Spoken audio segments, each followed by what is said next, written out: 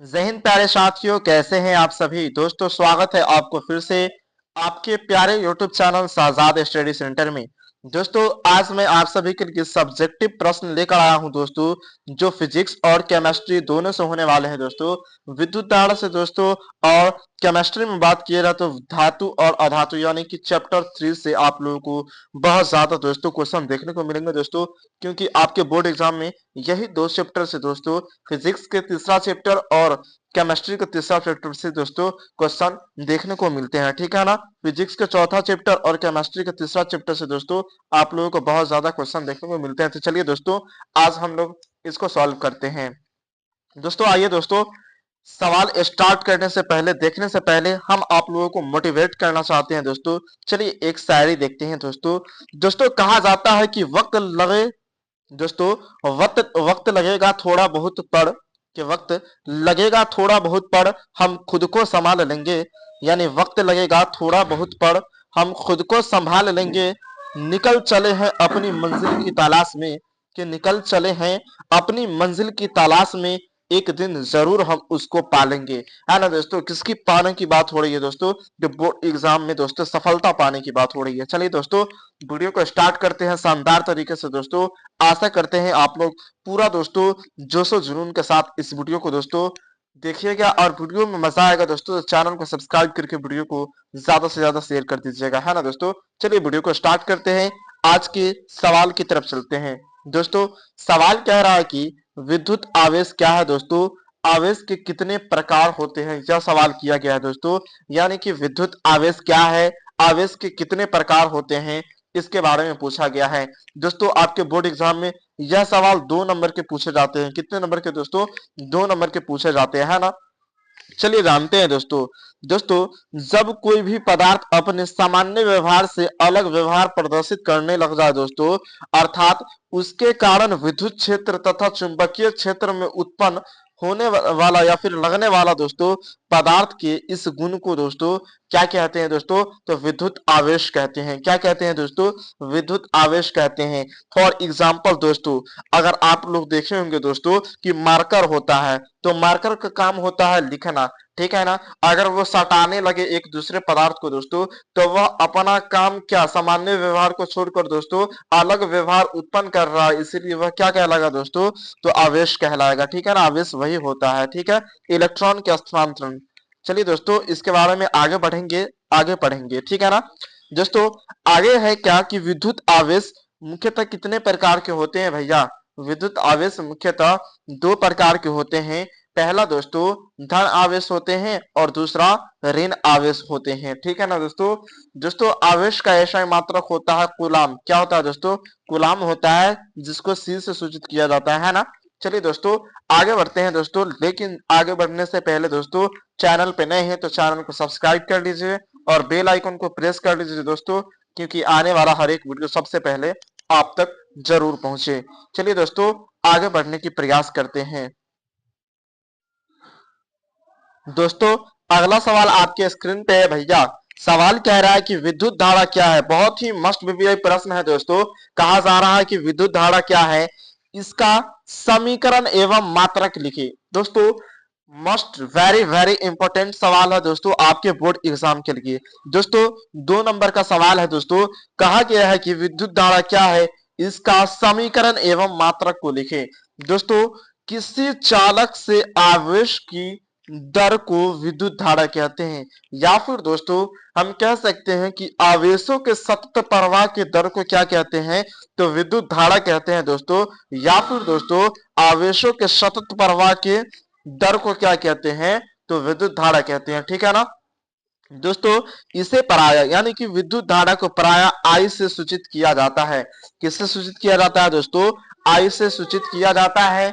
यदि यदि दोस्तों टी समय में किसी चालक से Q आवेश प्रवाहित हो जाए तो विद्युत धारा कहलाता है।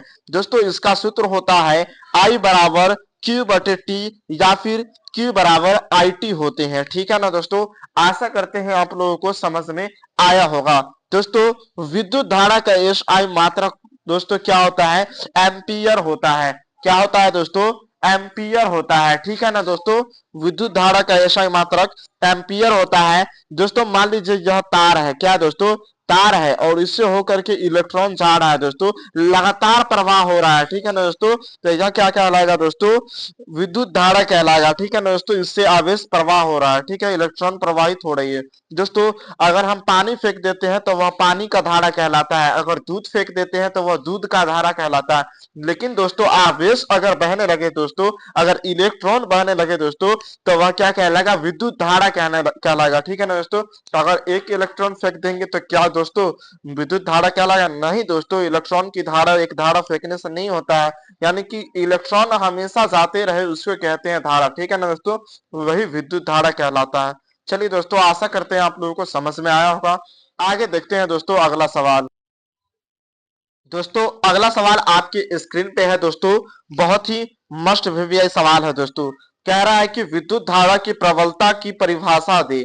दोस्तों कहा गया है कि विद्युत धारा के प्रबलता का परिभाषा दे दोस्तों, बहुत ही लल्लन टॉप सवाल है दोस्तों। चलिए दोस्तों इसका आंसर अपने शब्दों में, सरल शब्दों में देते हैं दोस्तों। किसी चालक के किसी अनुप्रस्थ काट से गुजरने वाली विद्युत धारा को ही दोस्तों, यानी दोस्तों किसी चालक की किसी अनुप्रस्थ काट से गुजरने वाली विद्युत धारा की प्रबलता उस अनुप्रस्थ काट से गुजरने वाले आवेश का परिणाम प्रति एकांक समय होती है। क्या होती है दोस्तों? प्रति एकांक समय होती है। अगर प्रति सेकेंड प्रवाहित होने वाला आवेश Q है दोस्तों, तो I बराबर Q बटे T, या फिर दोस्तों क्या कहलाएगा, Q बटे 1 बराबर Q हो जाएगा। ठीक है ना दोस्तों, आप लोग ध्यान में रखिएगा। चलिए दोस्तों आगे बढ़ते हैं, अगले सवाल की तरफ चलते हैं। दोस्तों अभी तक आपने इस चैनल पे आकर के सब्सक्राइब कर लिया है दोस्तों, लेकिन वीडियो को लाइक नहीं किया दोस्तों, फटाफट से लाइक करते हैं ना दोस्तों। चलिए आगे बढ़ते हैं दोस्तों। आपका अगला सवाल है दोस्तों कि चालक, अचालक, अर्धचालक एवं अतिचालक से आप क्या समझते हैं दोस्तों? सो उदाहरण व्याख्या करें। दोस्तों सबके उदाहरण दे करके व्याख्या करने की बात की जा रही है दोस्तों। तो आइए दोस्तों इसको बहुत ही बारीकी तरीके से हम लोग समझते हैं, है ना दोस्तों। आपके बोर्ड एग्जाम के लिए बहुत ही महत्वपूर्ण होने वाले हैं दोस्तों। कहा गया है कि चालक, अचालक और अर्धचालक एवं अतिचालक से आप क्या समझते हैं दोस्तों? सभी के उदाहरण दे करके आप हमें समझाइए। चलिए दोस्तों आइए हम आपके सामने में सबसे पहले चालक पदार्थ के बारे में कहते हैं और बताने के प्रयास करते हैं। दोस्तों आप लोग दिल थाम कर बैठ जाए दोस्तों, कॉपी कलम निकाल करके बैठ जाए दोस्तों, क्योंकि आज हम दोस्तों आप लोगों के लिए ऐसा दोस्तों टॉपिक लेकर आए हैं ना दोस्तों। हालांकि देखा जाए दोस्तों तो आपके बोर्ड एग्जाम में फिजिक्स का चैप्टर 4 से अधिकतम दोस्तों क्वेश्चन सवाल पूछा जाता है। ठीक है ना दोस्तों। चलिए दोस्तों चालक पदार्थ के बारे में हम जानते हैं दोस्तों। वैसा पदार्थ जिससे होकर के विद्युत धारा आसानी से प्रवाहित हो उसे क्या कहते हैं दोस्तों? चालक कहते हैं या फिर सुचालक पदार्थ कहते हैं। समझ में आई बात दोस्तों वैसा पदार्थ जिससे होकर के करंट प्रवाहित हो, करंट जाए यानी विद्युत जाए, उसे क्या कहते हैं दोस्तों? क्या कहते हैं? कमेंट करें। चालक पदार्थ कहते हैं, है ना दोस्तों। जैसे में क्या हो सकता है दोस्तों? क्या दोस्तों? सोना हो सकता है, चांदी हो सकता है, लोहा हो सकता है, हाँ दोस्तों हो सकता है, एल्युमिनियम भी हो सकता है, तांबा भी, या फिर मनुष्य हो सकता है दोस्तों, या जानवर का शरीर, ग्रेफाइट, अशुद्ध जल, या फिर क्या हो सकता है दोस्तों? हवा हो सकता है। ठीक है ना, नमी युक्त हो सकता है। यानी यह सब जो है ना दोस्तों वह चालक पदार्थ कहलाएगा। क्या कहलाएगा दोस्तों? चालक पदार्थ कहलाएगा। ठीक है ना दोस्तों आप लोगों को पता होना चाहिए कि ग्रेफाइट जो है दोस्तों, ग्रेफाइट जो होता है, पेंसिल का नोक जो होता है दोस्तों, उसमें भी करंट लगता है, एल्युमिनियम में भी करंट लगता है, तांबा में भी करंट लगता है दोस्तों। इन सभी पदार्थों से दोस्तों करंट का आदान प्रदान आराम से हो जाता है। इसीलिए दोस्तों हम कहते हैं सीधे शब्दों में कि वैसा पदार्थ जिससे होकर के विद्युत धारा आसानी से प्रवाहित हो उसे चालक पदार्थ कहते हैं, यानी सुचालक पदार्थ कहते हैं, है ना दोस्तों। आशा करते हैं आप लोगों को यह वीडियो में यह क्वेश्चन समझ में जरूर आया होगा, है ना।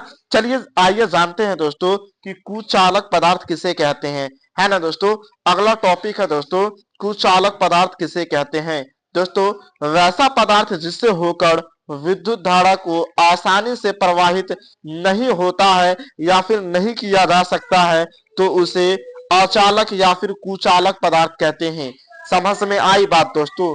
नहीं ना आई? आइए हम समझाते हैं आपको। दोस्तों, वैसा पदार्थ जिससे होकर दोस्तों विद्युत धारा यानी करंट का आदान प्रदान, यानी करंट न उसमें जा सकता है न आ सकता है, उसे ही क्या कहते हैं दोस्तों, कुचालक पदार्थ कहते हैं। जैसे में क्या होगा भैया दोस्तों, कांच में कहीं करंट जा सकता है क्या? कांच में करंट देने के बाद उसको छूने के बाद दोस्तों करंट लगेगा?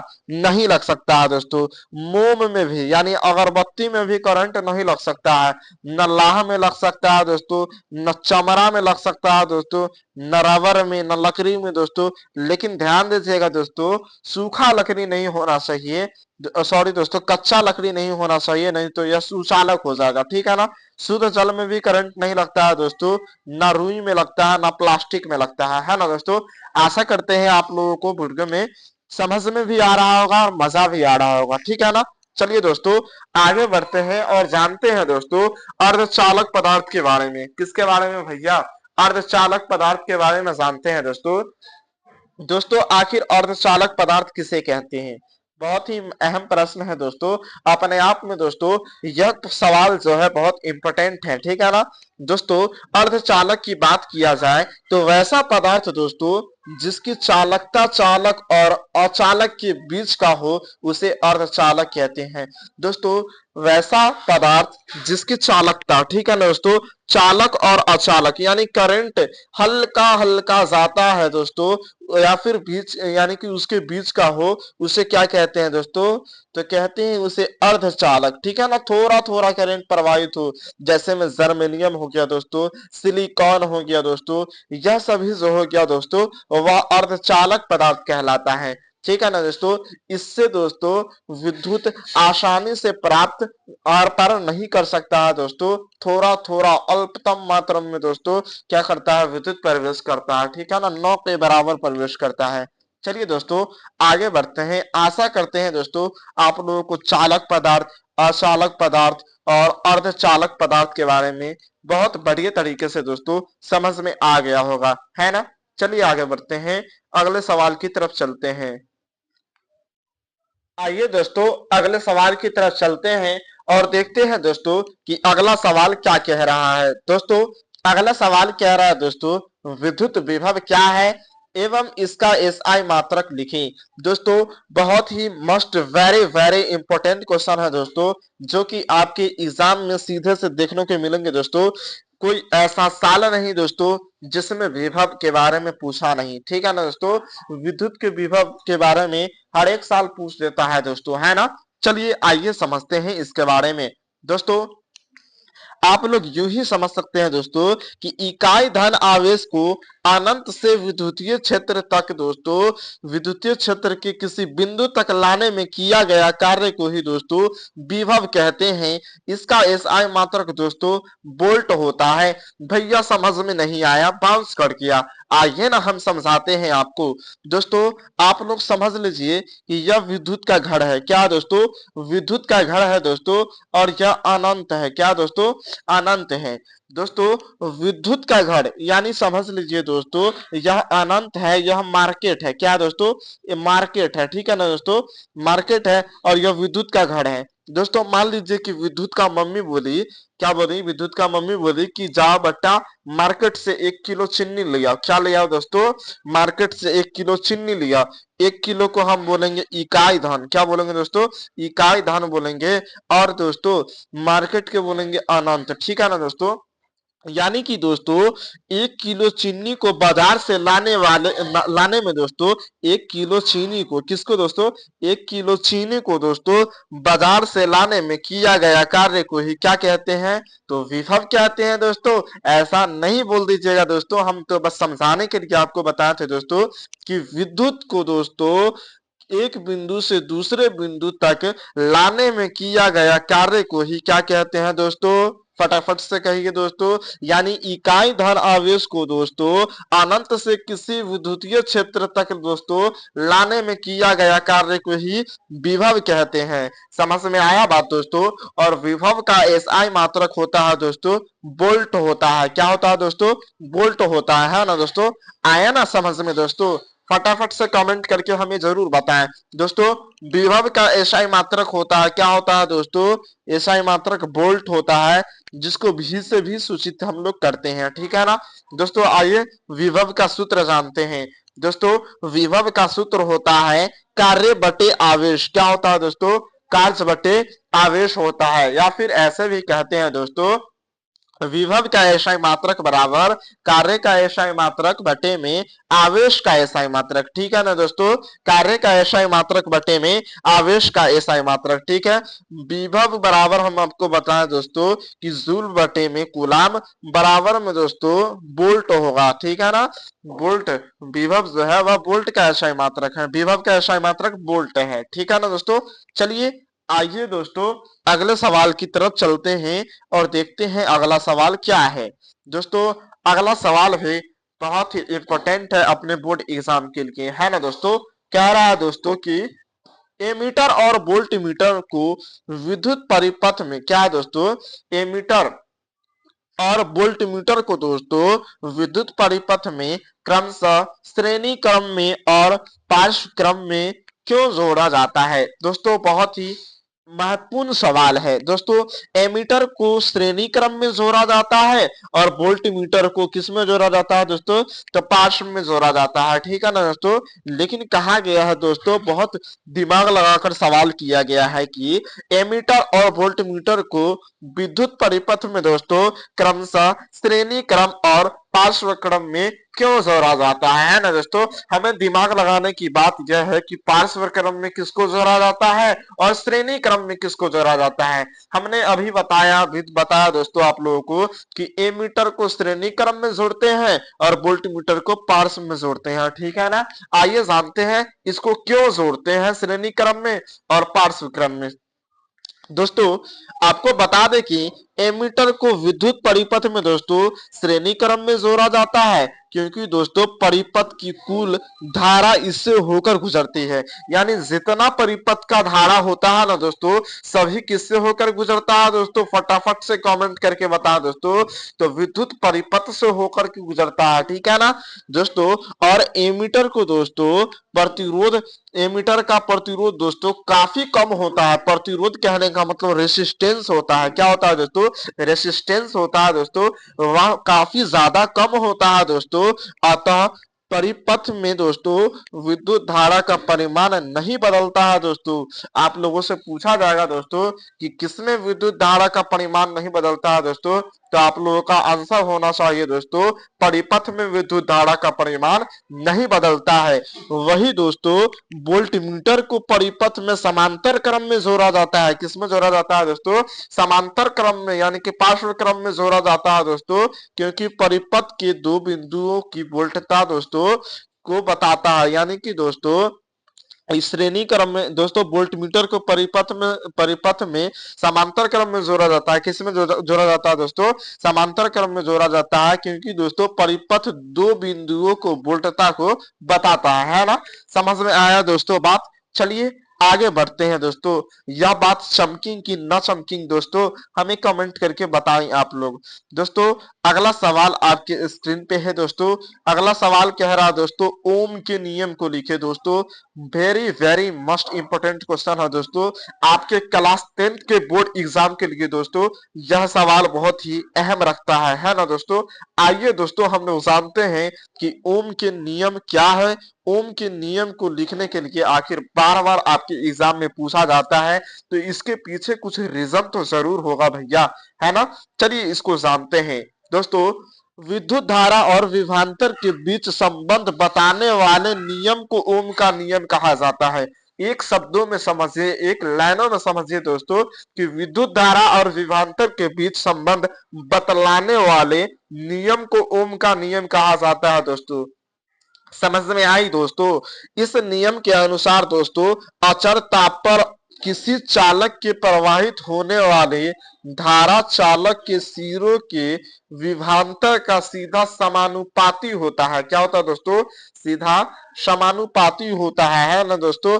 आई आई वेरेज भी, यानी दोस्तों आई बराबर भी बटे में आई आर होगा। क्या होगा दोस्तों? आई बराबर भी बटे में आर होगा, या फिर दोस्तों इसी को कहते हैं दोस्तों भी बराबर आई आर। क्या बोलते हैं दोस्तों? भी बराबर आई आर। यही होता है दोस्तों अपना ओम का नियम। ठीक है ना दोस्तों? ओम का नियम समझ में आया दोस्तों? आप लोगों को समझ में आया? कमेंट करके हमें जरूर बताएं दोस्तों। समझ में आया दोस्तों? चलिए आगे बढ़ते हैं दोस्तों, अगले सवाल की तरफ चलते हैं दोस्तों। उससे पहले समझते हैं दोस्तों, अगर समानुपाती बोल दिया दोस्तों तो समानुपाती यानी वेरिज बोल रहा है। क्या बोल रहा है दोस्तों? वेरिज, यानी ऐसा होगा सिंबल। ठीक है ना? अगर दोस्तों व्युत्क्रमानुपाती बोल दिया दोस्तों, यानी कि 1/2 हो जाएगा। क्या होगा दोस्तों? 1/2 हो जाएगा, है ना? समझ में आया दोस्तों? चलिए आगे बढ़ते हैं। कोई पूछ देगा दोस्तों आप लोगों से कि ओम के नियम बताएं दोस्तों, फार्मूला क्या होता है, तो भी बराबर आई आर होता है। ठीक है ना? चलिए आगे बढ़ते हैं दोस्तों, अगले सवाल की तरफ चलते हैं दोस्तों। अगला सवाल आपके स्क्रीन पे है दोस्तों, चलिए उसको देखते हैं दोस्तों। अगला सवाल आपके स्क्रीन पे कह रहा है दोस्तों कि प्रतिरोध क्या है, इसका सूत्र और एसआई मात्रक लिखें। दोस्तों यह सवाल बहुत ही इंपॉर्टेंट है, चलिए इसको जानते हैं दोस्तों। आखिर प्रतिरोध क्या है, इसका सूत्र एवं एसआई मात्रक क्या होगा, चलिए देखते हैं दोस्तों। किसी चालक पदार्थ का वह गुण जो पदार्थ, क्या दोस्तों? किसी चालक पदार्थ का वह गुण जो उस पदार्थ से होकर प्रवाहित होने वाली विद्युत धारा का विरोध करता है। दोस्तों प्रतिरोध का काम क्या होता है भैया? दोस्तों प्रतिरोध का काम क्या होता है, आइए समझाते हैं और आप लोग समझिए दोस्तों। मान लीजिए दोस्तों यह क्या है दोस्तों, तो यह एक तार है। क्या है दोस्तों? यह एक तार है। ठीक है ना? और इसमें जो दोस्तों गति करता है वह होता है इलेक्ट्रॉन। क्या होता है दोस्तों? इलेक्ट्रॉन होता है। ठीक है ना?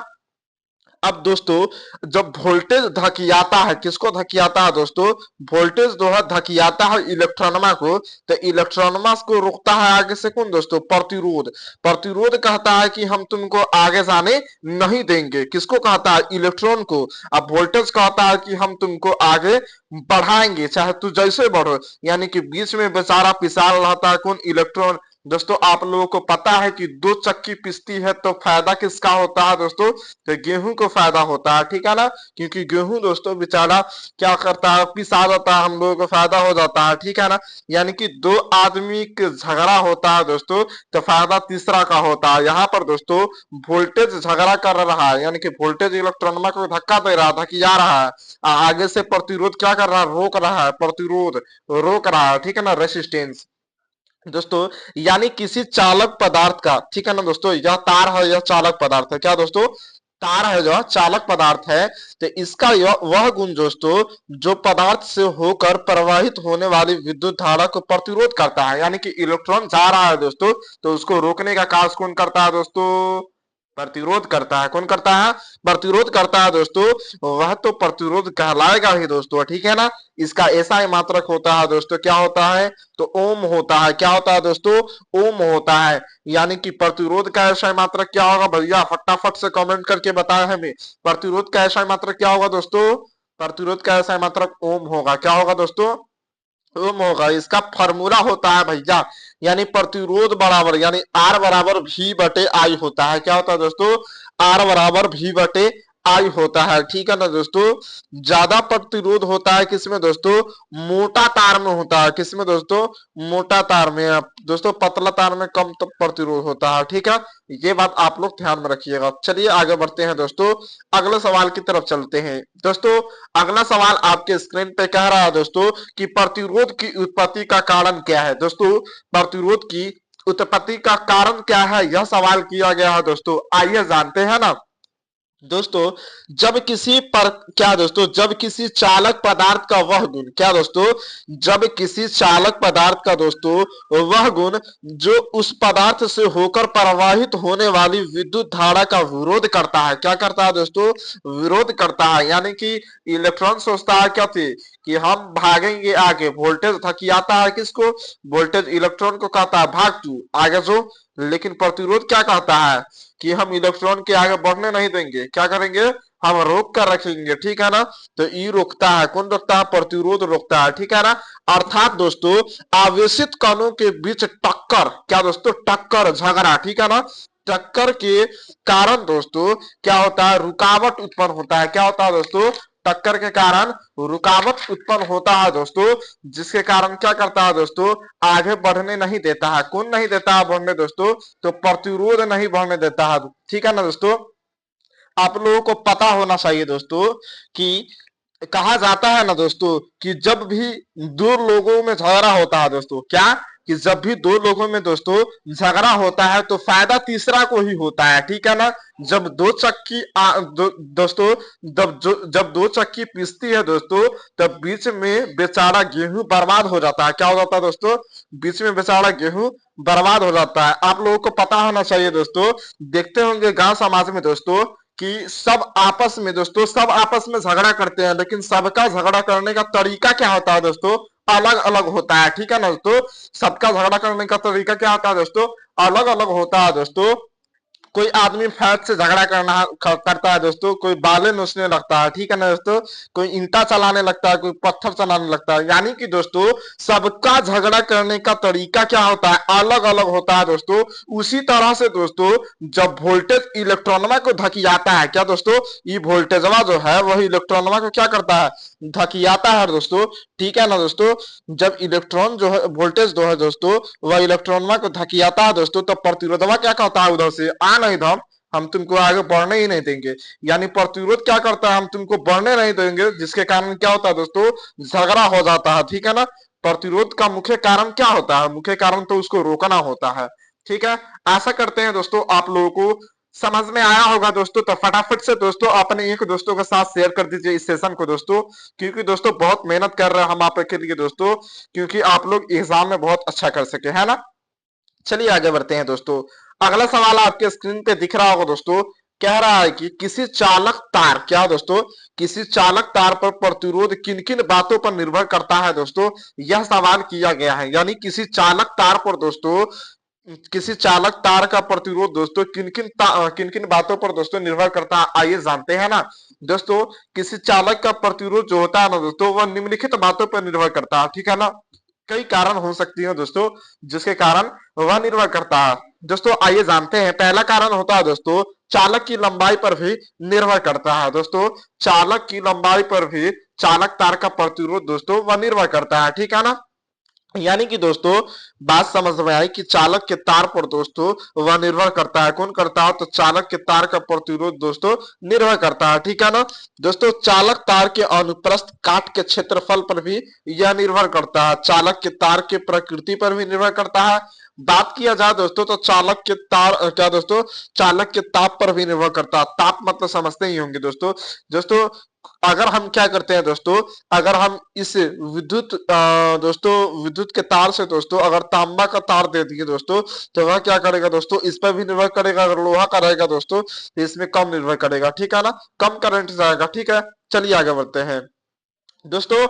अगला सवाल आपके स्क्रीन पे दिख रहा होगा दोस्तों, सवाल कह रहा है दोस्तों कि प्रतिरोध का संयोजन, क्या दोस्तों, प्रतिरोध का संयोजन समूह क्या दोस्तों, समूहीकरण क्यों किया जाता है दोस्तों, प्रतिरोध का संयोजन या फिर समूहीकरण क्यों किया जाता है और कितने प्रकार से किया जाता है, यह सवाल किया गया है दोस्तों। 2 नंबर का सवाल है दोस्तों, मस्ट बीबीआई है। चलिए देखते हैं दोस्तों।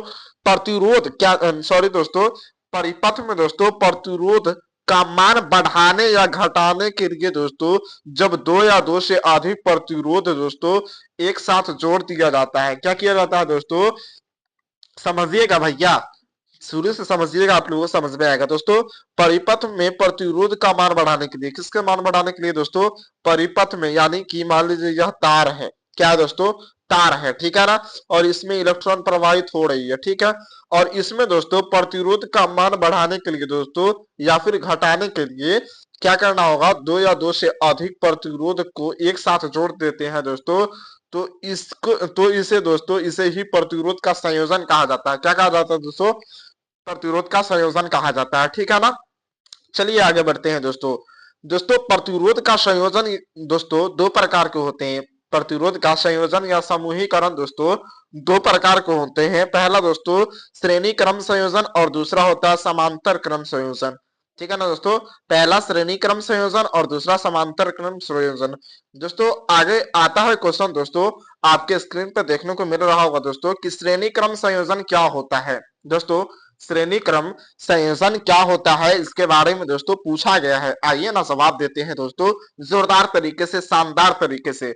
दोस्तों प्रतिरोध की ऐसी व्यवस्था जिसमें पहले प्रतिरोध का अंतिम छोर दूसरे प्रतिरोध के प्रथम छोर से जोड़ा जाता है। दोस्तों क्वेश्चन के मध्य में दोस्तों आप लोग बहुत मेहनत करते आ रहे हो दोस्तों, और देख रहे हैं, मतलब मध्यांतर में आ चुके हैं दोस्तों, और अभी तक बने हुए वीडियो में दोस्तों, यानी कि आप लोगों को मजा आ रहा है दोस्तों। तो चलिए ना इसे अच्छे तरीके से समझने का प्रयास करते हैं। दोस्तों कहा गया क्वेश्चन क्या कि श्रेणी क्रम संयोजन क्या है, यही ना पूछा गया है।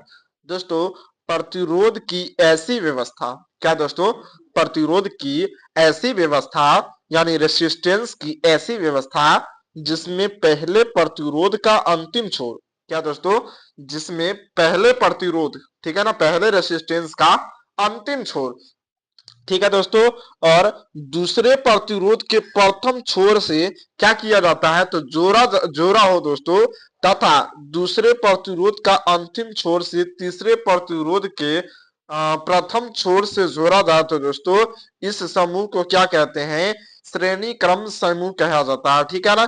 यहाँ पर देख लीजिए दोस्तों, आप लोग यहाँ पर फोटो के माध्यम से देख सकते हैं दोस्तों कि यहाँ पर एक प्रतिरोध को जोड़ा गया, ठीक है ना। यहाँ पर फिर पॉइंट है दोस्तों, दूसरे पॉइंट से जोड़ा गया एक फिर प्रतिरोध को, ठीक, फिर तीसरा को जोड़ा गया, यानी श्रेणी क्रम में जोड़ा गया। किस चीज में जोड़ा गया दोस्तों, श्रेणी क्रम में जोड़ा गया, ठीक है ना दोस्तों। यहाँ पर मान लीजिए कि पहला में दोस्तों 5 ओम है, कितना दोस्तों, 5 ओम है, ठीक है ना, यहाँ भी 5 है, यहाँ भी 5 है। अगर इसको जोड़ते हैं तो टोटल कितना ओम होता है दोस्तों, तो 15 ओम हो जाता है। कितना ओम होता है दोस्तों, 15 ओम होता है। 15 प्रतिरोध हो जाता है। प्रतिरोध कैसा है, मतलब ओम होता है। बात खत्म दोस्तों। चलिए आगे बढ़ते हैं दोस्तों। अगला सवाल आपके स्क्रीन पे है दोस्तों, कहा जा रहा है दोस्तों कि विद्युत लैंपों के तंतुओं का के निर्माण में दोस्तों, यानी कि विद्युत लैंप, विद्युत बल्ब, ठीक है दोस्तों, विद्युत लैंप के तंतुओं के निर्माण में यानी तार के निर्माण में दोस्तों प्राय प्राय यानी हमेशा एकमात्र टंगस्टन की तार का उपयोग क्यों किया जाता है। दोस्तों कहा जाता है सिर्फ बल्ब में टंगस्टन का तार का उपयोग क्यों किया जाता है, यह सवाल किया गया। चलिए जानते हैं दोस्तों क्यों किया जाता है। दोस्तों टंगस्टन का गलनांक दोस्तों लगभग 3400 डिग्री सेल्सियस होता है। कितना होता है भैया, दोस्तों आपसे एग्जाम में पूछा जाएगा कि टंगस्टन का गलनांक कितना होता है, तो 3400 डिग्री सेल्सियस होता है, ठीक है ना दोस्तों। यह उच्च ताप से गलता है दोस्तों, यानी कि ज्यादा हीट होने से दोस्तों क्या होता है, गलता है, और गर्म होकर दोस्तों प्रकाश उत्सर्जित करता है। क्या करता है दोस्तों, प्रकाश उत्सर्जित करता है दोस्तों। अन्य धातुओं के तार का गलनांक दोस्तों इसकी तुलना में कम होती है। ऐसी अवस्था में दोस्तों बिजली का बल्ब लैंपों में टंगस्टन का उपयोग किया जाता है। चलिए दोस्तों और बेहतर तरीके से समझने का प्रयास करते हैं। दोस्तों आखिर टंगस्टन के तार बल्ब में ही क्यों दिया जाता है, दोस्तों विद्युत के लैंपों में टंगस्टन का तार क्यों दिया जाता है, चलिए समझते हैं ना। दोस्तों यह टंगस्टन है, क्या दोस्तों, टंगस्टन है। और क्या करते हैं, एक वैज्ञानिक थे दोस्तों, वह वैज्ञानिक क्या किए कि इस टंगस्टन के तार में करंट दिए। क्या दिए दोस्तों, करंट दिए। तो दोस्तों करंट देने के बाद ना देखे कि टंगस्टन के तार जो है ना वह गुस्सा से एकदम लाल हो गया। क्या हो गया दोस्तों, गुस्सा से एकदम लाल हो गया, यानी चमकने लगा। क्या होने लगा दोस्तों, चमकने लगा। इसीलिए एक वैज्ञानिक ने दोस्तों कहा कि अच्छा बेटा तू चमक रहा है ना, तो चमको, कोई दिक्कत नहीं है, तू चमको, चमके से हमारा फायदा हो गया। तो सब आदमी सोचा भाई कि क्या फायदा हो गया। दोस्तों कहा कि बेटा तू चमक रहा है ना, तो चमको हम तुमको बल्बा में दोस्तों उपयोग कर लेंगे, यानी टंगस्टन का तार का बल्ब में उपयोग कर लेते हैं दोस्तों। नाइक्रोम का तार आता है, नाइक्रोम का तार का नाम सुने हैं दोस्तों? सुने हैं तो फटाफट से कमेंट करके हमें बता दोस्तों। एक नाइक्रोम का तार था, ठीक है ना दोस्तों। वैज्ञानिक खुरपाती थे दोस्तों, उनका माइंड में क्या हुआ दोस्तों कि ई टंगस्टन में हम लाइन दिए तो ई बेचारा लाल हो गया, लाल होकर चमकने लगा, तो इसका उपयोग दोस्तों चमक रहा है, इसका उपयोग हम किस में कर लिए? बल्ब में कर लिए। आखिर नाइक्रोम के तार में करंट देके देखते हैं क्या होता है। तो दोस्तों वैज्ञानिक ने नाइक्रोम के तार में करंट दिया दोस्तों। देखे क्या, देखते ही देखते यह नाइक्रोम के तार में जैसे ही करंट दिया ना दोस्तों, एकदम ई बेचारा गुस्सा से आग बगुला हो गया, ठीक है ना। यानी पूरा हीट हो गया, लाल हो गया, आग बगुला हो गया दोस्तों। जब वैज्ञानिक कहते हैं अच्छा बेटा तू लाल हो रहा है ना, तो रुको हम तोरा उपयोग हीटर में कर लेंगे, यानी तू हमारा गर्मी दिखा रहा है ना, ताव दिखा रहा है, तो तोरा उपयोग हम हीटर में कर लेंगे। यानी कि नाइक्रोम के तार का हीटर में उपयोग किया जाता है। कहाँ किया जाता है दोस्तों? हीटर में किया जाता है ना दोस्तों। एक चीज का और आप लोगों ने नाम सुना होगा दोस्तों, किसका नाम सुना होगा दोस्तों? तो कॉपर। किसका नाम दोस्तों? कॉपर। दोस्तों आप लोग कॉपर का नाम सुने होंगे, सुने हैं ना दोस्तों? दोस्तों कॉपर का तार होता है, वैज्ञानिक सोचे कि इसमें भी लाइन देते हैं, यानी कि नाइक्रोम में दे दिए तो पता चल गया कि बेचारा लाल होकर गुस्सा हो गया, यानी कि गुस्सा हो गया, तो हम किस में उपयोग कर लिए इसको? इसको कर लिए तो विद्युत हीटर में, ठीक है ना। टंगस्टन में दिए दोस्तों, ये लाल होकर चमकने लगा, इसलिए हम बल्ब में इसका इस्तेमाल कर दिए। अब आती है बेचारा कॉपर की बारी। कॉपर में जैसे ही लाइट दिए, इसमें तो हद हो गया। दोस्तों जब वैज्ञानिक कॉपर में लाइन दिए तो इसमें तो हत्या हो गया, देखने तक बात था दोस्तों। जैसे ही वैज्ञानिक कॉपर में लाइन दिए, ये बेचारा गोल गोल गोल गोल नाचने लगा। क्या करने लगा दोस्तों? नाचने लगा। तो वैज्ञानिक कहते हैं अच्छा बेटा तोरा में करंट देंगे, विद्युत देंगे तो तू नाचेगा, तो चलो कोई बात नहीं है, तोरा से हमारा फायदे हो गया। तो क्या फायदा हो गया भाई? तो दोस्तों यानी कि कॉपर में लाइन देने के बाद नाचने लगा, तो वैज्ञानिक बोले कि रुको हम तोरा उपयोग पंखा में करेंगे। कहाँ करेंगे दोस्तों? पंखा में करेंगे। यानी कि कॉपर के तार का, यानी कि दोस्तों तांबा के तार का दोस्तों उपयोग, कॉपर का तार का उपयोग पंखा में आप लोग देखे होंगे दोस्तों। किसमें दोस्तों? आप लोग देखे होंगे सेलिंग फैन में इसका उपयोग किया जाता है, पंखा में इसका उपयोग किया जाता है ना दोस्तों। चलिए आशा करते हैं दोस्तों आप लोगों को समझ में आ गया होगा दोस्तों कि टंगस्टन का तार दोस्तों आखिर बल्ब में क्यों लगाया जाता है, नाइक्रोम का तार हीटर में क्यों लगाया जाता है, और दोस्तों कॉपर का तार पंखा में क्यों लगाया जाता है, ठीक है ना। चलिए आगे बढ़ते हैं, अगले सवाल की तरफ चलते हैं दोस्तों। चलिए दोस्तों अगला क्वेश्चन देखते हैं दोस्तों। इससे पहले हम आप लोगों को मोटिवेट करते हैं दोस्तों। कहा जाता है दोस्तों आप लोग सस्पिशन में रहते हैं, क्या सस्पिशन में रहते हैं दोस्तों? कि पढ़ाई तो कर रहे हैं दोस्तों, लेकिन यह क्वेश्चन आएगा कि नहीं आएगा दोस्तों। कहा जाता है ना कि सफलता एक चुनौती है इसे स्वीकार करो तुम, कि सफलता एक चुनौती है इसे स्वीकार करो तुम, क्या कमी रह गई देखो और सुधार करो तुम, कुछ किए बिना ही जय जयकार नहीं होती, कि कुछ किए बिना ही जय जयकार नहीं होती, और कोशिश करने वालों की कभी हार नहीं होती। तो दोस्तों आप लोगों को हार नहीं मानना है दोस्तों, अंतिम सांस तक दोस्तों आप लोगों को तैयारी करना है, जो होगा देखा जाएगा। दोस्तों कहा जाता है कि कर्म करते रहिए, फल की चिंता मत कीजिए दोस्तों, फल तो देने वाला ऊपर वाला है, ठीक है ना दोस्तों। तो आप लोग मेहनत करते रहिए, यह सभी सवाल दोस्तों आप लोगों के एग्जाम में देखने को जरूर मिलेंगे, ठीक है ना दोस्तों। तो चलिए दोस्तों इस क्वेश्चन को देखते हैं, यह सभी सवाल दोस्तों आपके एग्जाम के लिए दोस्तों बहुत ही मस्ट बीवीआई होने वाले हैं, ठीक है ना। तो चलिए दोस्तों अगला क्वेश्चन देखते हैं। दोस्तों सवाल कह रहा है कि विद्युत बल्ब में निष्क्रिय गैस क्यों भरी जाती है? दोस्तों विद्युत के बल्ब में दोस्तों आप लोग देखे होंगे ललका बल्ब, ठीक है ना दोस्तों, जो 100 वाट का होता है दोस्तों, उस बल्ब में निष्क्रिय गैस जो है दोस्तों क्यों भरी जाती है? क्या निष्क्रिय गैस नहीं भरी जाए तो बल्ब नहीं भरेगा? आइए इसके पीछे का साइंस जानते हैं दोस्तों। विद्युत बल्ब जो होता है दोस्तों वह कांच का बना होता है। किसका बना होता है दोस्तों? कांच का बना होता है ना। विद्युत का बल्ब जो होता है दोस्तों वह कांच का बना होता है दोस्तों।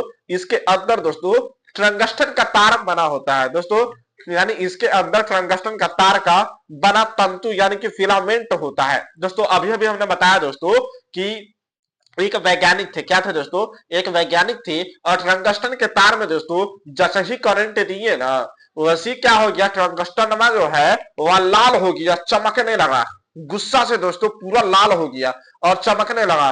तो वैज्ञानिक कहते बोले थे, अच्छा बेटा तू लाल होता है, हो चमकना है चमको, लेकिन हम थोड़ा विद्युत के बल्ब भी इस्तेमाल कर लेंगे, चमको ना, जितना चमकना है चमको, हमको तो रोशनी देगा तुम। इसीलिए दोस्तों हम बताए थे कि आप लोगों को समझ में आएगा, ठीक है ना। तो दोस्तों अभी अभी बताया कि विद्युत का बल्ब जो होता है वह कांच का बना होता है, किसका बना होता है, कांच का शीशा का बना होता है, ठीक है ना। इसके अंदर में दोस्तों कौन सा तार होगा, विद्युत का बल्ब है तो टंगस्टन का तार होगा, अभी अभी हमने बताया था, ठीक है ना। और तंतु जो होता है, तार होता है दोस्तों, वह फिलामेंट का बना होता है, ठीक है ना दोस्तों। फिलामेंट, फिलामेंट का तार होता है, टंगस्टन का बना होता है, ठीक है ना, टंगस्टन तार होता है, ठीक दोस्तों। बल्ब के अंदर में दोस्तों हवा निकाल कर दोस्तों उसमें निष्क्रिय गैस भरी जाती है दोस्तों। विद्युत के बल्ब में दोस्तों हवा जितना होता है उसको निकाल करके दोस्तों निष्क्रिय गैस भरी जाती है दोस्तों, ठीक है ना, निष्क्रिय गैस भरी जाती है। क्योंकि दोस्तों क्यों भरा जाता है, क्या निष्क्रिय गैस नहीं रहेगा तो बल्ब नहीं जलेगा, आइए ना जानते हैं दोस्तों। क्योंकि हवा की उपस्थिति में दोस्तों क्या होता है, फिलामेंट जो होता है ना दोस्तों, धारा प्रवाहित कराई जाती है, यानी कि जब हवा नहीं रहे तो उसके अनुपस्थिति में दोस्तों क्या कराया जाता है दोस्तों, तो फिलामेंट से दोस्तों धारा को प्रवाहित कराई जाती है, ठीक है ना दोस्तों। तो गर्म होते होने पर दोस्तों, जब गर्म हो जाता है तब क्या होता है दोस्तों, यह ऑक्सीकृत होकर दोस्तों भंगुर हो जाता है। क्या कैसा हो जाता है दोस्तों, निष्क्रिय गैस से ऑक्सीकृत होकर के दोस्तों गर्म होकर के क्या हो जाता है, भंगुर हो जाता है दोस्तों, तथा चूर चूर हो जाता है, ठीक कैसा हो जाता है दोस्तों, चूर चूर हो जाता है, ठीक है ना। निष्क्रिय गैस होने से दोस्तों टंगस्टन के फिलामेंट वाष्पित नहीं हो पाते हैं, ठीक है ना, होते हैं, एवं दोस्तों निरंतरण बल्ब से प्रकाश प्राप्त होने लगती है, ठीक है। आइए फिर से समझते हैं दोस्तों। विद्युत बल्ब जो होता है वह कांच का बना होता है, इसके अंदर दोस्तों टंगस्टन का तार बना, यानी कि तंतु जो होते हैं वह फिलामेंट होते हैं, ठीक है ना। बल्ब के अंदर दोस्तों हवा निकाल दिया जाता है, जितना भी बल्ब के अंदर दोस्तों हवा रहता है उसको निकाल दिया जाता है दोस्तों, और उसमें निष्क्रिय गैस भरी जाती है, ठीक है दोस्तों।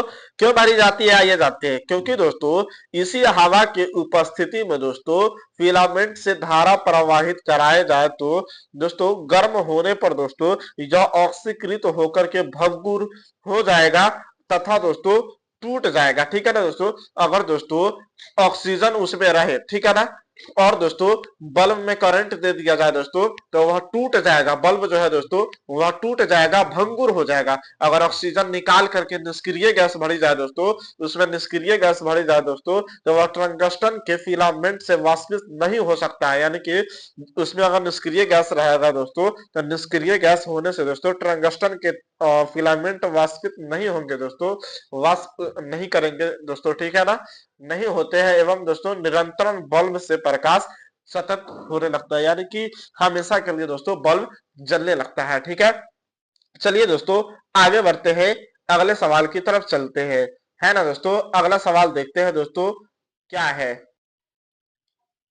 दोस्तों आपका अगला सवाल क्या रहा है दोस्तों, कि विद्युत फ्यूज क्या है, क्या है दोस्तों, विद्युत फ्यूज क्या है, यह किस मिश्र धातु का बना होता है, यह सवाल किया गया है दोस्तों।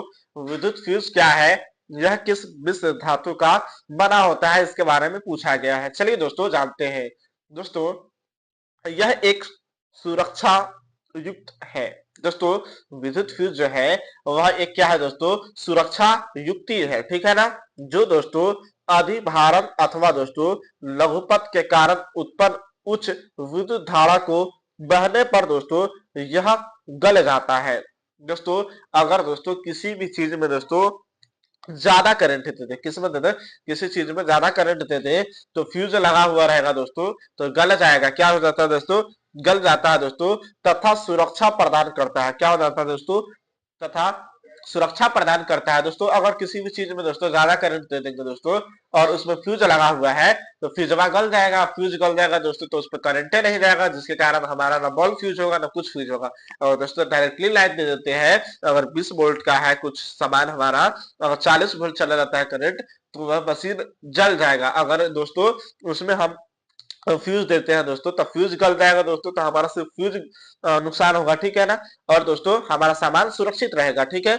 और दोस्तों घटनाओं से बचाता है दोस्तों, विभिन्न प्रकार के घटनाओं से बचाता है। इसमें दोस्तों तांबा तथा टीन या फिर दोस्तों शीशा तथा टीन मिश्र का उपयोग किया जाता है, ठीक है ना दोस्तों।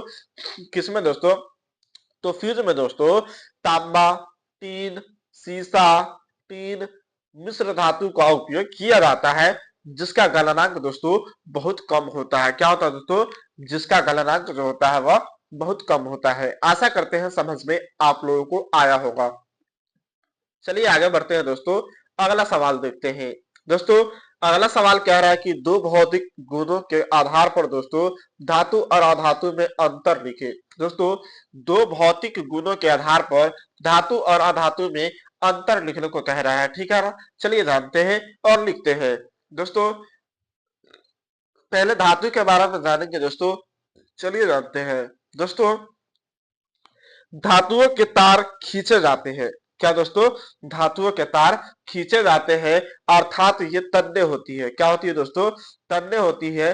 लेकिन दोस्तों अधातु जो होती है वह तन्य नहीं होती है। समझ में आए दोस्तों, धातु के तार को खींची जाती है दोस्तों, अर्थात दोस्तों यह तन्य होती है, लेकिन अधातु जो होता है दोस्तों वह तन्य नहीं होती है, ठीक है ना। तो दोस्तों सबसे अधिक तन्य धातु होता है सोना। क्या होता है दोस्तों, सोना, क्योंकि दोस्तों उसको पीटा जाता है और पीट पीट कर उसको क्या किया जाता है, पतला किया जाता है, ठीक है ना। अगर 1 ग्राम सोना है तो उसको 2 किलोग्राम सोना बना सकते हैं, मतलब 2 किलोमीटर तक एक, अगर दोस्तों 1 ग्राम सोना है ना तो उसको 2 किलोमीटर तक दोस्तों इतना पतला बना दिया जाता है कि 2 किलोमीटर तक वह मतलब मान लीजिए ना कि चला जा सकता है, ठीक है। समझिए कि एक डोरा का काम करता है, ठीक है। चलिए आगे बढ़ते हैं दोस्तों।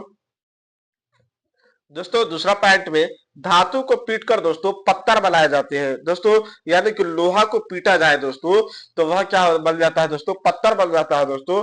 अर्थात ये दोस्तों आघात वधर्य होते हैं, लेकिन अधातु भंगुर होती है। क्या होती है दोस्तों, अधातु जो होती है भंगुर होती है, पीटने पर दोस्तों चूर चूर हो जाती है, ठीक है। चलिए आगे देखते हैं। दोस्तों आप लोगों को यह चीज समझ में आई, कमेंट करके हमें बताएं दोस्तों। दोस्तों कहा जा रहा है क्या कि दोस्तों धातु जो होती है ना दोस्तों, उसको दोस्तों पीट पीट कर दोस्तों क्या किया जाता है दोस्तों, तो पतला कर दिया जाता है। यानी कि दोस्तों 1 ग्राम सोना को इतना पतला किया जाता है ना दोस्तों कि जिसको दोस्तों अगर 2 किलोमीटर तक दोस्तों लेकर चले जाएंगे ना तो उतना तक भी खत्म नहीं हो सकता है। अगर दोस्तों अगर धातु को पीटते हैं दोस्तों तो उसको पत्थर बना सकते हैं। पत्थर कहने का मतलब क्या हुआ दोस्तों, उसको पीटेंगे दोस्तों तो वह पत्थर बन जाएगा, ठीक है ना। अर्थात दोस्तों वह आघात वधर्य होते हैं, ठीक है ना। लेकिन धातु और धातुएं जो होते हैं दोस्तों वह भंगुर होते हैं, अधातु होते हैं दोस्तों, वह भंगुर होते हैं दोस्तों। जिसको आप लोग जानेंगे दोस्तों, देखेंगे दोस्तों क्या भंगुर कहने का मतलब होगा दोस्तों, आप लोग अपने कल में देखेंगे दोस्तों। जो लोहा होते हैं ना दोस्तों वह बूंदा लोहा होते हैं। कौन सा लोहा होते हैं दोस्तों, बूंदा लोहा होते हैं। उसको पीटिएगा ना दोस्तों तो वह चूर चूर हो जाता है, ठीक है ना। पीटने पर कैसा हो जाता है दोस्तों, चूर चूर हो जाता है। क्यों हो जाता है दोस्तों, क्योंकि वह अधातु होता है। क्या होता है दोस्तों, अधातु होता है। लेकिन धातु जो होता है दोस्तों उसको पीटने पर पत्थर बन जाता है, ठीक है ना, वह लोहा होता है। चलिए आगे बढ़ते हैं दोस्तों, अगले सवाल की तरफ चलते हैं। दोस्तों अगला सवाल आपके स्क्रीन पे है दोस्तों, कह रहा है दोस्तों, क्या कह रहा है कि ऐसे धातु का एक उदाहरण दे जो दोस्तों क्या हो। ऐसे धातु का उदाहरण दो दोस्तों वह कमरे के ताप पर गर्म हो। दोस्तों ऐसे धातु का नाम बताना जो कमरे के ताप पर क्या हो, गर्म हो। तो दोस्तों पारा यानी मरकरी जो होता है ना दोस्तों वह कमरे के ताप पर कैसा होता है दोस्तों, फटाफट से कमेंट करके बताया हमें। दोस्तों कमरे के ताप पर दोस्तों क्या होता है, द्रव होता है, ठीक है ना। द्रव अवस्था में पाया जाता है। कौन पाया जाता है, तो पारा और मरकरी, ठीक है ना। दोस्तों यह जो होता है ना दोस्तों वह उष्मा का कुचालक होता है, ठीक है ना दोस्तों। दोस्तों पारा पारा को Hg कहते हैं। क्या कहते हैं, उसका संकेत होता है Hg, ठीक है ना दोस्तों। पारा कमरे के ताप पर दोस्तों द्रव अवस्था में रहती है दोस्तों, और शीशा जो होता है पीवी दोस्तों वह उष्मा का कुचालक होता है। क्या होता है दोस्तों, वह उष्मा का कुचालक होता है ना दोस्तों। पीबी मतलब लीड होता है, ठीक है। चलिए आगे बढ़ते हैं दोस्तों। अगला सवाल आपके स्क्रीन पे दिख रहा होगा दोस्तों। क्या है सवाल, चलिए जानते हैं दोस्तों। अगला सवाल कह रहा है दोस्तों कि कारण बताइए, यानी कि इसके कारण भी बताना है भैया। चलिए जानते हैं दोस्तों। सोडियम, पोटेशियम एवं लिथियम तेल के अंदर दोस्तों संग्रहित किया जाता है दोस्तों। पीवी लेड जो होते हैं दोस्तों, जिसके बारे में हमने अभी बताया, जैसे में सोडियम, पोटेशियम एवं लिथियम तेल के अंदर दोस्तों संग्रहित किया जाता है दोस्तों। क्या किया जाता है इसके बारे में जानते हैं दोस्तों। सोडियम, पोटेशियम और लिथियम क्रियाशील धातु है। कैसा धातु है दोस्तों? सोडियम, पोटेशियम और लिथियम जो है दोस्तों वह क्रियाशील धातु है दोस्तों। ये वायुमंडल के नमी में उपचयित होते हैं। क्या होता है दोस्तों? उपचयित होते हैं और अपनी चमक को खो देते हैं दोस्तों। इन सभी में दोस्तों क्या होते हैं? चमक होती है, ठीक है ना। हर एक पदार्थ में दोस्तों क्या है? चमक है, ठीक है ना दोस्तों। सोडियम, पोटेशियम और लिथियम एक क्रियाशील धातु है दोस्तों, और धातु है तो इसमें चमक होती है, ठीक है ना। सभी धातु में चमक होते हैं, ठीक है दोस्तों। और ये वायुमंडल की नमी, ठीक है ना, वायुमंडल में नमी होता है, हवा होता है दोस्तों, आप लोग जानते हो। हवा लगने की वजह से उसमें दोस्तों आप लोग जानते हो कि लोहा में जिंक लग जाता है, ठीक है ना। तो वायुमंडल में नमी में दोस्तों उपचयित हो जाते हैं। क्या होता है दोस्तों? उपचयित होते हैं और दोस्तों अपना चमक को क्या कर देते हैं? खो देते हैं। नमी के कारण दोस्तों क्या दोस्तों हाइड्रोक्साइड हाइड्रो ऑक्साइड में दोस्तों बदल जाते हैं। यानी कि पृथ्वी पर नमी होने के कारण क्या होता है दोस्तों, जो पदार्थ जो होते हैं, जो धातु जो होते हैं दोस्तों, वह हाइड्रोक्साइड में बदल जाते हैं दोस्तों। पुनः वायुमंडलीय यानी कि कार्बन डाइऑक्साइड से अभिक्रिया कर लेते हैं दोस्तों। अगर पुनः दोस्तों फिर से दोस्तों वायुमंडलीय यानी कि CO2 कार्बन डाइऑक्साइड से अभिक्रिया कर दोस्तों कार्बोनेट में परिवर्तित हो जाते हैं, और दोस्तों वायुमंडलीय ताप पर दोस्तों इसमें आग पकड़ लेती है। क्या पकड़ लेती है दोस्तों?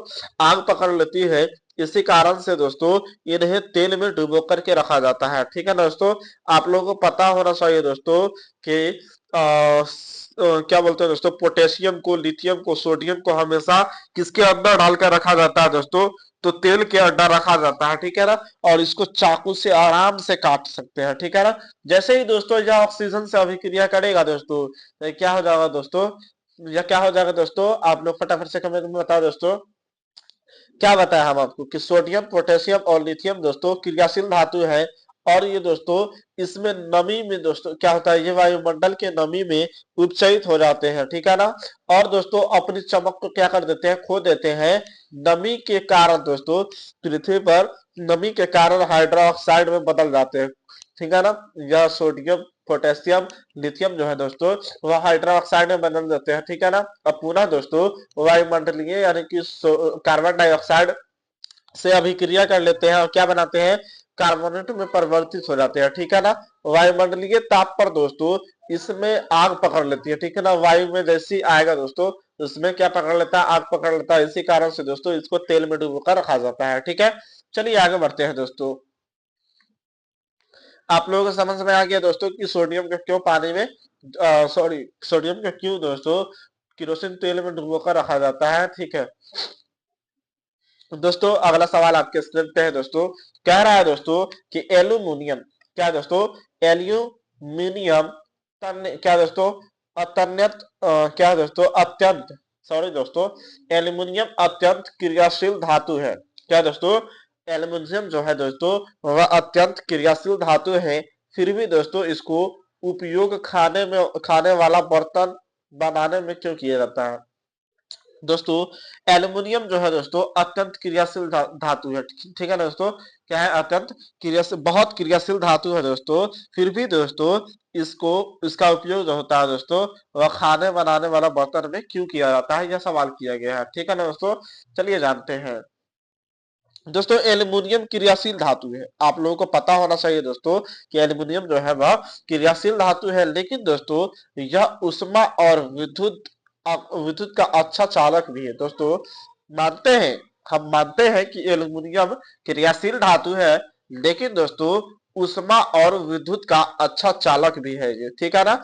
इसी उष्मीय चालक के कारण दोस्तों एल्युमिनियम धातु को दोस्तों इसका उपयोग खाने वाला बर्तन में किया जाता है या बर्तन के रूप में किया जाता है।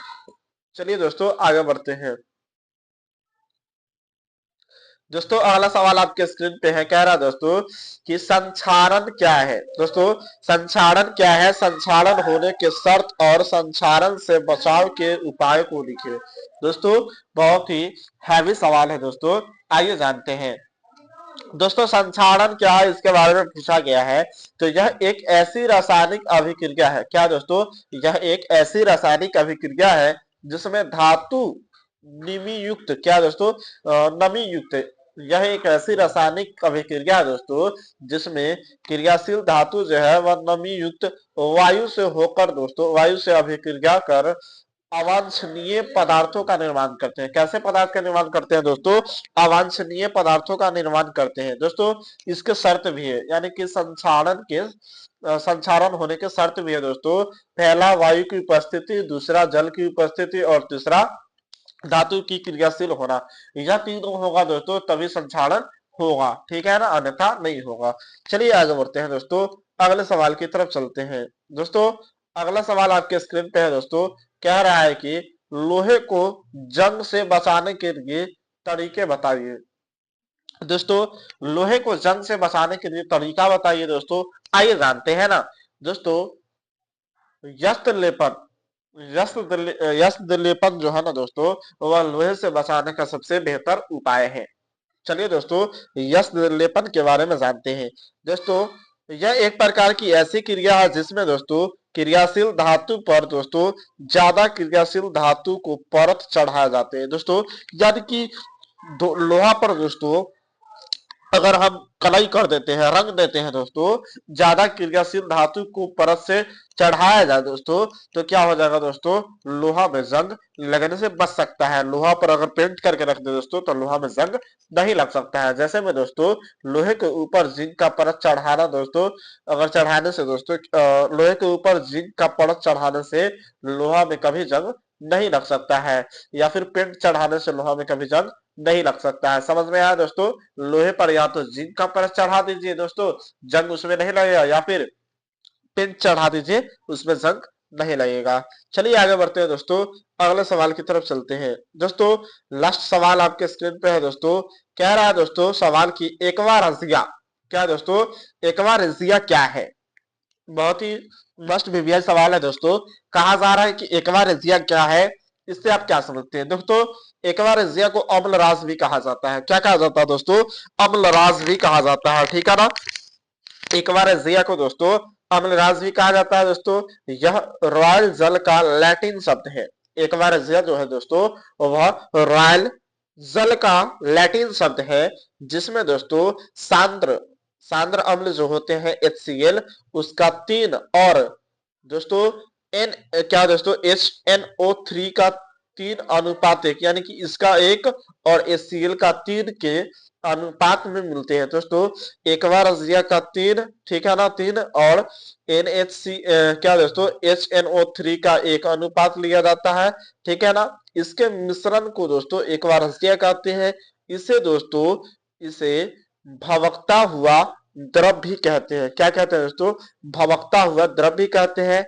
यह सोना एवं प्लेटिनम, क्या दोस्तों, यह सोना एवं प्लेटिनम जैसे धातु को दोस्तों आसानी से गला सकता है। एक बार रजिया जो होता है दोस्तों वह प्लेटिनम एवं दोस्तों प्लेटिनम एवं सोना जैसे दोस्तों धातु को आसानी से गला सकता है। इस इस मिश्रण को दोस्तों उपयोग आभूषण को साफ करने में किया जाता है। दोस्तों एकवा रजिया को दोस्तों उपयोग किसमें किया जाता है, सोना यानी कि आभूषण को साफ करने में भी किया जाता है, ठीक है ना। दोस्तों अगर आप लोगों का सोना दोस्तों अगर आप लोगों का गंदा हो गया है, अगर एक बार रजिया में दोस्तों डिबा करके अगर निकाल दिया जाए दोस्तों तो पूरा नीट एंड क्लीन कर देता है, ठीक है ना। क्योंकि दोस्तों थोड़ा सा गला देता है, थोड़ा सा मात्रा में। HCl का 3 लेता है 3 अनुपात और HNO3 का 1 अनुपात लेता है। दोनों को मिश्रण से बनता है 3 अनुपात 1। ऐसा नहीं है दोस्तों कि इसका ले लिए 2 इसका ले लिए 3 तो बन जाएगा, नहीं, ऐसा गलत हो जाएगा दोस्तों। हमेशा HCl का 3 अनुपात और HNO3 का दोस्तों एक अनुपात लेने से दोस्तों एक बार रजिया बनता है, ठीक है ना। और एक बार रजिया बनता है दोस्तों तो उसमें अगर सोना डूबे दिए दोस्तों तो उसके क्या कर देता है दोस्तों, नीट एंड क्लीन कर देता है। अगर थोड़ा देर छोड़ दिए दोस्तों तो वह क्या हो जाता है दोस्तों, गल जाता है ना। तो दोस्तों यहीं पर होता है आज का क्लास आपका द इंड, ठीक है ना। यह क्लास कैसा लगा दोस्तों हमें कमेंट करके जरूर बताएं दोस्तों। फिर मिलते हैं नेक्स्ट वीडियो में दोस्तों, तब तक के लिए बाय, टेक केयर। और दोस्तों आप लोगों से विनती है मेरा कि दोस्तों जितना क्वेश्चन हमने अभी बताया दोस्तों वह सभी सवाल का आंसर दोस्तों और क्वेश्चन आप लोग अपने नोटबुक में लिख ले दोस्तों, क्योंकि दोस्तों हम वही क्वेश्चन दोस्तों आज आपको पढ़ाए हैं दोस्तों जो आपके एग्जाम के लिए बहुत ही मस्ट भी आई था दोस्तों। आशा करते हैं यह बात आप लोगों को दिल की गहराइयों तक पहुंच गई होगी दोस्तों, और आप लोग दिल थाम के यह सभी क्लास देखे हैं दोस्तों। तो आशा करते हैं आप लोगों को क्लास 10 से बेहतर मार्क्स आएगा दोस्तों। और कहा जाता है ना दोस्तों, किसी शायर ने बहुत खूब कहा था दोस्तों कि बेहतर से बेहतर की तलाश करो। क्या दोस्तों, बेहतर से बेहतर की तलाश करो, मिल जाए नदी तो समंदर की तलाश करो। क्या दोस्तों, मिल जाए नदी तो समंदर की तलाश करो कि टूट जाते हैं अक्सर शीशे पत्थर की चोट से। क्या दोस्तों, कि टूट जाते हैं अक्सर शीशे पत्थर की चोट से, पत्थर टूट जाए ऐसा शीशा तलाश करो। ठीक है ना दोस्तों, कि टूट जाते हैं अक्सर पत्थर शीशे क्या दोस्तों, टूट जाते हैं शीशे पत्थर की चोट से, पत्थर टूट जाए ऐसा शीशा तलाश करो। ठीक है ना दोस्तों, तो फिर मिलते हैं दोस्तों नेक्स्ट वीडियो में। आप लोग इतना मेहनत कर दीजिए दोस्तों कि बिहार बोर्ड जो भी क्वेश्चन करते हैं दोस्तों उसका आंसर हाजिर होना चाहिए। ठीक है ना, फिर मिलते हैं दोस्तों नेक्स्ट वीडियो में। अगर आपने अभी तक कवर नहीं किया अपना सिलेबस दोस्तों तो जाकर के प्ले लिस्ट से आप लोग हमारा वीडियो देख सकते हैं, वहां से आप लोगों को इंपोर्टेंट क्वेश्चन देखने को मिल जाएंगे। ठीक है ना, चलिए दोस्तों फिर मिलते हैं नेक्स्ट वीडियो में, तब तक के लिए बाय, टेक केयर दोस्तों। कुछ बोलने में दोस्तों हमसे गलती हो गई होगी दोस्तों तो उसे नजरअंदाज कर दीजिएगा दोस्तों। चलिए फिर मिलते हैं नेक्स्ट वीडियो में, और हमें कमेंट करके दोस्तों आप लोग बताएं कि आप लोगों को नेक्स्ट वीडियो दोस्तों किस पे चाहिए। ठीक है ना, टेक केयर दोस्तों, आप लोग क्लास 10 की तैयारी कीजिए। धन्यवाद।